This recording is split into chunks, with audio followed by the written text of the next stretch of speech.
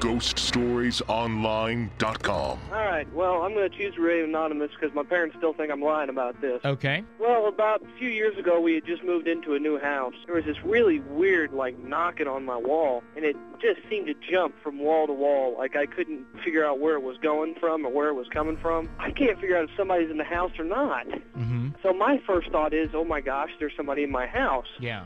So I pull out my compound bow and a couple of arrows, and I start looking around my house. This is where it gets bad. Well, I turn a corner, and back in our washroom, there's a white orb.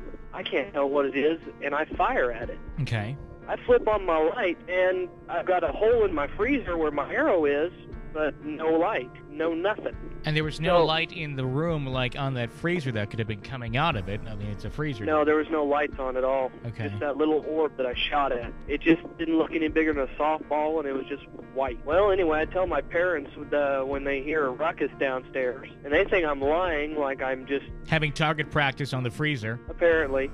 And so we ended up having to replace the freezer, and I got grounded for it. Like, overactive imagination was how they called it. Have you done anything like that in the past? I mean, you're not attacking other household appliances. You know, I didn't think so.